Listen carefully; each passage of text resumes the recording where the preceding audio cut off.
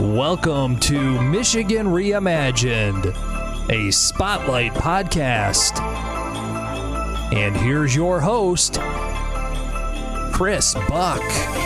So in early March, Spartan Innovations hosted a grand opening for a highly anticipated incubator space called The Bridge. Here to share what The Bridge is and why it's important are the Director of Health Innovations, Kyle McGregor, and the Executive Director for Spartan Innovations, Jeff Wesley. Welcome, Kyle and Jeff. It's great to be here. Well, thanks for being here. So can you give the listeners a high-level overview of MSU's kind of startup ecosystem? It's amazing how broad-reaching you are and all the different kind of entities and programs you have.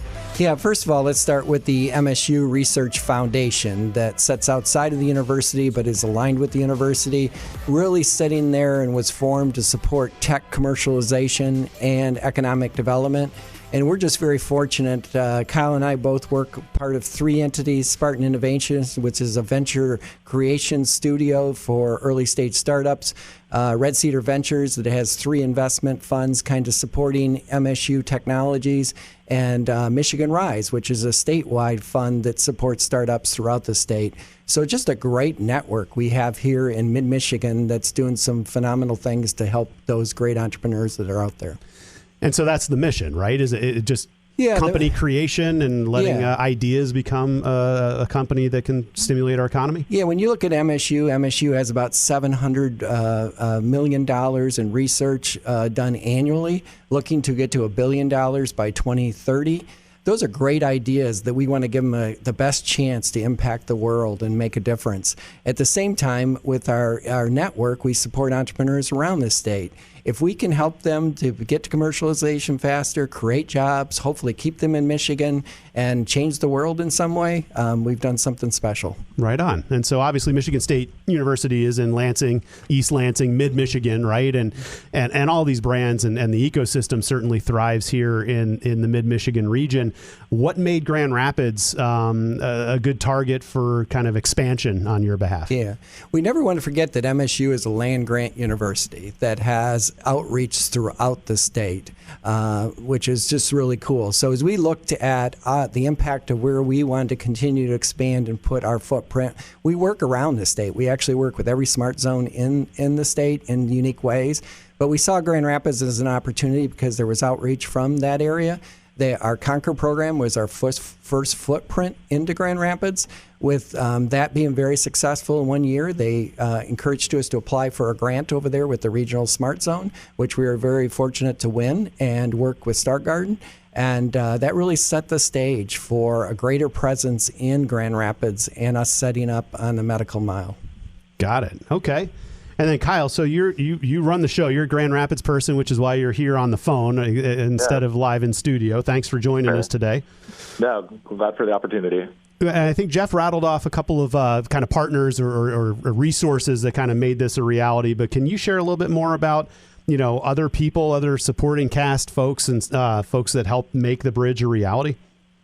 Gladly. I think that's one of the strengths that we have here at the Bridge is that we have such a robust partnership between industry, academia, the Research Foundation, the city, and honestly the community. So all of the credit in the world goes to Rockford, the Grand Rapids Innovation Park partners, the city of Grand Rapids, specifically the LDFA and the Smart Zone, and the College of Human Medicine here for MSU, just being amazing partners to figure out how we all come together to build this next generation of innovation and technology.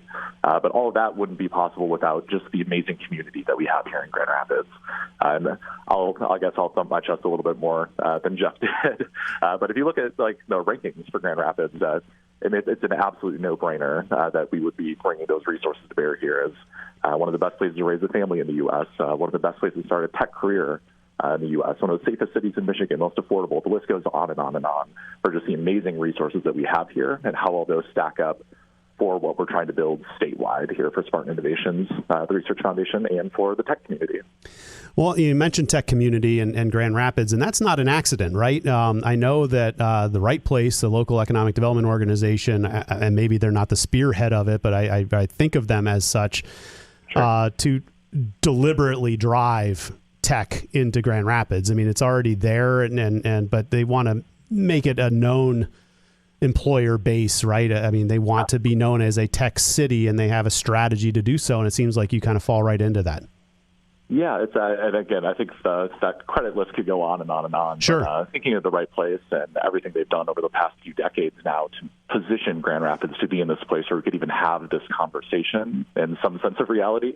Again, a ton of credit to what they've done and what they do to bring together all those kind of disparate resources that may not actually talk to each other or interact that much, even in a fairly small city. They've been an amazing convener and a group that can kind of just put us on the map, show us a direction that we want to go in, and give us some idea of how to get there. But at the end of the day, it's kind of up to all of us partners to get together and say, how do we actually do this? So it's been a fun problem. And again, we have been here in Grand Rapids about a year and a half, almost 2. And we just kind of naturally fell in full alignment, I think, with the right place and being able to say, how do we do all of this together? So, yeah, it's been a really, really cool community collaborative effort that, it's a uniquely West Michigan thing of being able to get everybody at the table and say, okay, we need to do this, and here's how we're going to try.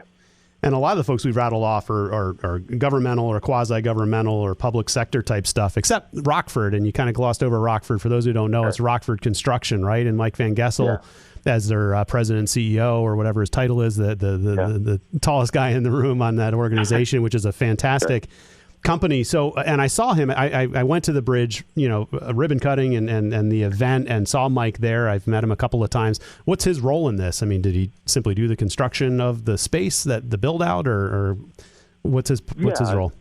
So I think, first of all, credit to him and a great MSU alumni. Always looking for partnerships and opportunities to bring MSU into the fold. Got it. I see him and Rockford being just like a great partner because our interests actually are aligned, even though we do like wildly different things.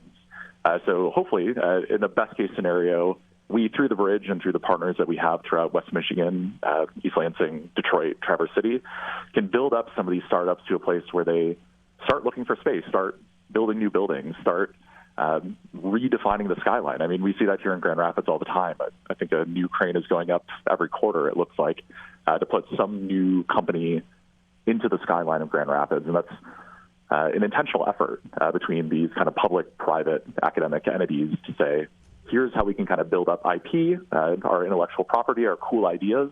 Here's how we can start to incubate them, turn them into small, young companies.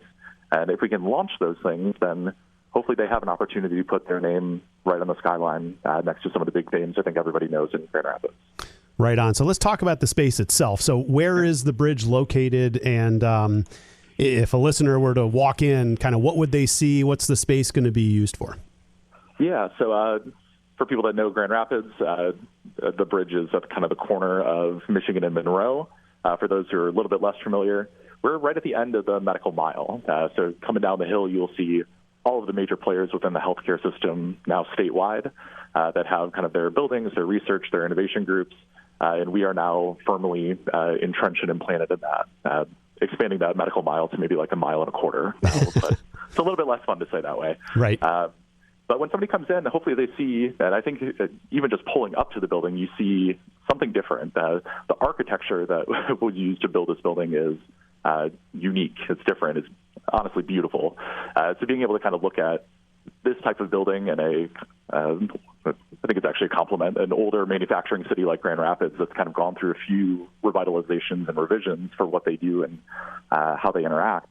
The Doug Meyer Medical Innovation Building is, I think, like the flag post for how you can kind of recreate a city and redesign a vision around what you want your city to be, feel like, do, the values it has. As you come in, you see some of the coolest companies that we have to offer here in Grand Rapids. Banff Health is right there on the first floor, offering amazing, cutting-edge, truly revolutionary treatment right now for prostate cancer, and starting to scale out clinical trials into other really, really cool niche areas of health that have not had solutions and could have a major impact on people's health overall. As you kind of go up through the building, you'll end up on our floor, on 4. And hopefully what you see is a beautiful space that's open, collaborative, and a really good opportunity to come, to learn, to grow, to connect, and have an opportunity to really go heads down and figure out how to turn your idea into a real business. I think my sales pitch is usually if you have an idea and you have the gumption to actually go after it, we've got pretty much everything else you need. So from anybody that minded that way, I would love to have you. We just had somebody actually come up off the street after our opening event, which was March 1st. So the week after, somebody came up from Kalamazoo and just kind of walked up and said, hey, I read this in the news. I would love to learn more. It looks like they might actually be moving here in a couple of weeks now. So wow. Just a very, very cool thing to see. So the people that are going to be coming there are they already established, or is it truly the beginnings of an idea turning into a company? Yeah, without going too wonky on you here and trying to stay more concrete, I like to use the idea of the bridge as a physical space that is the manifestation of this idea of building new things and starting new ventures and building new companies. But conceptually, the bridge is really more towards that previous example. It's a meeting space. It's a connection. It's a hub. It's without stressing the metaphor too much, it's a bridge from an idea into doing something new or going somewhere uncharted. So the space that we offer, I think, is great, and it's super functional. It's beautiful. It's easy to work in and collaborate in. But there's also kind of the conceptual area of the bridge and what we offer through our programming through Spartan Innovations, which is focused on, if you want to do this, we've got pretty much everything you need to do. It's just about partnership. It's just about working together. So those two aspects being kind of fundamentally different, but kind of hopefully flowing through, again, this one rally point here in Grand Rapids. So if you look at the menu of services, for instance, you could get access to an accelerator. You get access to early stage funding. You can access to grants. You can access preferred vendors that we work with. It's like a toolkit. You're going to be able to walk in there and open up that box and be able to access all those components. Well, with that being said, it's going to be, I would imagine it's going to be pretty highly sought after. So what kind of qualifications do you need to have? How do you decide who's just some Yahoo off the street with a crazy idea that's never going to get anywhere to someone who really is exactly what you're looking for? How do you do that? How do you vet these people? Yeah, I think that's a tough thing. As somebody who has a passion for Yahoos with crazy ideas that just might work, I think it's always a hard thing to say. But sure. I think we do some kind of intense background work before we find out if someone is ready to come in. So even when we are evaluating or assessing new companies or new ideas, we spend a lot of our time and resources really on our own dime, just trying to learn more about the founder. What do they know? What have they been through? What have they done? The idea, digging into that. Is there a market for this? Is there a place where it could go? Is it something we could actually produce that has value? And as we start to make those kind of assessments, and again, that's all pre-work that we really do on our own dime, love of the game, and then a good service to the community. When it becomes readily apparent that there's an opportunity for them to move in or go into one of our accelerators or incubators or the kind of concierge programming that we offer, then we'll usually offer it up as like hey, have you ever thought about just moving in here? Instead of just coming here once every couple of weeks or whatever, you could just be here every day and we could do this shoulder to shoulder, day to day. So trying to do it a little bit more organically as opposed to just more traditional sales model. And if I remember correctly, I think you had 3 people kind of queued up, or 3 organizations already slated to occupy the bridge, and now it sounds like maybe a 4th. I have no idea what the proprietary and confidentiality parameters are, but are you willing to share maybe what space these people are in, or if you want to, certainly their brand and what they're doing? Like what kind of people are you getting? Yeah, no, it's even more fun than that. So the timely information is we've actually got 6 companies that have already signed and another 5 that are in the process of signing right now, where the license release has been sent out and we're just waiting to get signatures back. So that opening event in early March definitely led to us seeing a huge uptick in people wanting to get into the space. But some of the early ones that came in, Wedge HR, which has been around Grand Rapids for a little while now. And they're a really, really cool company that helps mostly big organizations enable the voice of their candidates in an asynchronous way. So think of if you're doing an interview, there's a lot of time involved in spending the time for your HR professional to meet and schedule and do all the conversations they need to do to get somebody hired. This whole system is an online platform that allows them to set questions and then get video feedback from those individuals that they can go through fairly quickly, as opposed to having to schedule a ton of one-on-one meetings. So it helps with a wide variety of things in like the hiring cycle, but it also gives candidates a better voice where they can say things in a more normative way, as opposed to relying on them to write out essays or some other type of thing like that. So really, really cool company. One that just moved in this week, actually, Vetter Health, an online platform for, I guess I don't know if they would push back on it. Maybe that'd be a different conversation for a different day. Kind of a concierge health system for veterinary care. So for people, especially here in Grand Rapids, because that's where they're based, that are looking for at-home veterinary care on kind of a scheduled basis, they can do all of that, including taking and drawing labs and sending in, pushing out that information directly to pet parents. So really, really cool company. Farmish, we've been working with Tara Osman at Farmish for about a year now. She moved in early with us just because of hopefully seeing the value that we had to offer, but kind of a direct way for farmers or hobby farmers to get their goods out to potential customers. So think of it as a broader marketplace that focused specifically on farm goods, farm services, and farm equipment directly.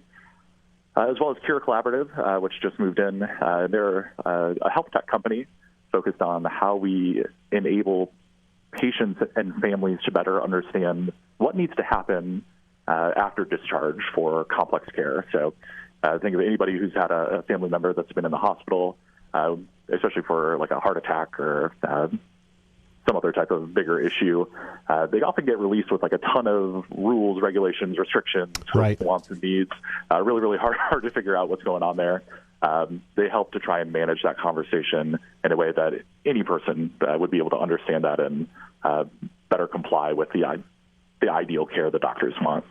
So those are just a few. There's a handful more that are in process right now, but again, as a result of that, what I think was a pretty cool event, just a ton of interest. So we're starting those conversations now to kind of get to know other groups that were new to us and figure out who might be a good fit.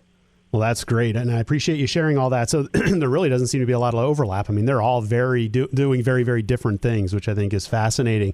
We're starting to bump up against the clock, but I guess one other pressing question I had as we begin to wrap is what's the expectation of the duration? Like, how long do these people tend to stay? Do you expect these people to stay in the bridge before they either make it or don't and move out and get their own physical space so that they can make room for the next people that are in the funnel? Yeah, everyone's kind of on their own journey. I think we're in a place right now where we're also trying to figure out some of that stuff.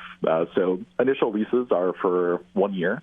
I think there is an option to extend that with some of the help that we get from the city to make these spaces more affordable for people. But at the end of the day, I know working with Rockford and GRIP, the broader partnership, that there is an ability to kind of scale. So for groups that need a 10 by 10 office, very, very small, type of space, you can move in there. And if you end up hiring 2 or 3 people next quarter, great, you can move into a larger space. So we can probably bootstrap people through that way fairly efficiently. But again, one of the strengths here is that Rockford is our main partner. So once you start looking for larger spaces where you need to house 30, 40, 50, 100 people, all of that's kind of cooked into the model. So we've got a clear, easy ramp for folks. That's fantastic. So how can people learn more about the bridge and Spartan Innovations? Yeah, the easiest way, if you're interested in the bridge, feel free to email me, Kyle at SpartanInnovations.org. Also, a lot of information on the MSU Research Foundation website. But the easiest way is to come on down, schedule an appointment with us, and come learn about, experience, and feel what we have to offer in the space. That's fantastic. We've been speaking to the Director of Health Innovations, Kyle McGregor, and the Executive Director for Spartan Innovations, Mr. Jeff Wesley. Thanks for being here. Thank you, Chris. Thank you.